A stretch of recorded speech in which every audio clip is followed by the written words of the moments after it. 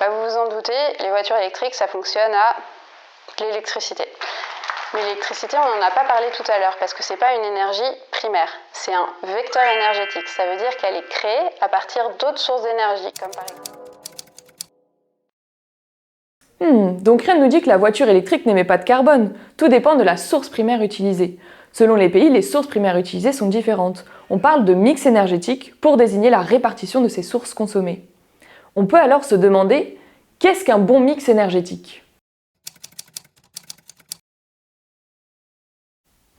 En France, l'énergie est issue à 40% du nucléaire, suivi des produits pétroliers, du gaz, des énergies renouvelables et du charbon. L'Allemagne, qui est pourtant très proche de la France, a un mix énergétique complètement différent.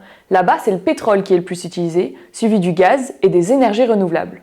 On dit souvent que l'Allemagne est plus carbonée que la France. C'est parce que le charbon ou toute autre matière organique, quand elle est brûlée pour être utilisée, libère du CO2. Pour le nucléaire, il n'y a pas de matière organique utilisée. Et c'est pour cela que le nucléaire figure parmi les technologies de production énergétique les plus décarbonées en analyse de cycle de vie. Il fait au moins aussi bien, voire parfois mieux, que les technologies vertes sur des critères tels que la santé. Je dis verte puisque depuis février 2022, la Commission européenne accorde le label vert à l'énergie nucléaire. Mais dans ce cas, pourquoi dit-on que le nucléaire pollue ? En réalité, il obtient de moins bons résultats au regard de différents objectifs de développement durable sur des points environnementaux et sociaux. Par exemple, si un accident grave a lieu, il y aura un fort risque de contamination radioactive, tout comme une mauvaise gestion des déchets qui pourrait avoir un impact grave sur les écosystèmes et la santé à très long terme. Une énergie primaire doit le plus souvent être transformée en vecteur d'énergie pour être utilisée. Par exemple, le nucléaire doit être transformé en électricité pour ensuite être utilisé dans les foyers, l'industrie ou même l'agriculture. Le pétrole, lui, peut être utilisé comme carburant pour les transports, comme fuel pour les foyers ou peut être transformé en plastique par l'industrie. Quasiment toutes les combinaisons sont possibles, comme le montre ce diagramme. On pourrait s'attarder sur les informations écrites en tout petit, mais on voit déjà très bien que l'énergie est baladée de gauche à droite, de droite à gauche, transformée et retransformée jusqu'à son utilisation, ce qui crée entre autres des pertes entre chaque étape.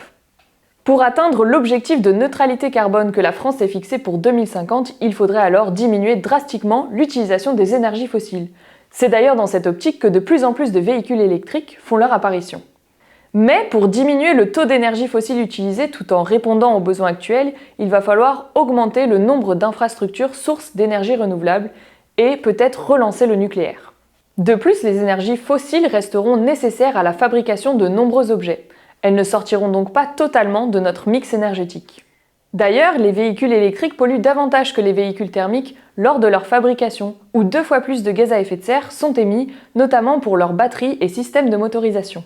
La taille de la batterie et sa durée de vie sont des arguments cruciaux face à la polémique. L'impact de production peut donc être compensé par un usage intelligent. Il est donc difficile de conclure sur un bon mix énergétique, tout dépend de l'objectif. Qui sait, peut-être que de nouvelles sources d'énergie seront exploitées, comme la pomme de terre. Je vous montre. Pour cela, on a besoin de pommes de terre, de morceaux de zinc, donc de clous, de morceaux de cuivre, donc ici des pièces, et de fils électriques, ainsi qu'une LED. Pour commencer, il faut planter dans chaque pomme de terre un clou d'un côté et une pièce de l'autre. Grâce au fil électrique, branche toutes les pommes de terre en alternant les clous et les pièces. Enfin, sur 2 fils électriques libres, branche la LED. Attention, la LED doit être branchée dans le bon sens. Si elle ne s'allume pas, essaye de la tourner. Nous avons donc réussi à créer de l'électricité. Dans chaque pomme de terre, les morceaux de zinc et de cuivre réagissent. Il y a une réaction d'oxydoréduction. C'est-à-dire que le zinc transmet des électrons au cuivre. Et ce déplacement d'électrons est un courant électrique. La pomme de terre sert de conducteur. Il participe au transport des électrons.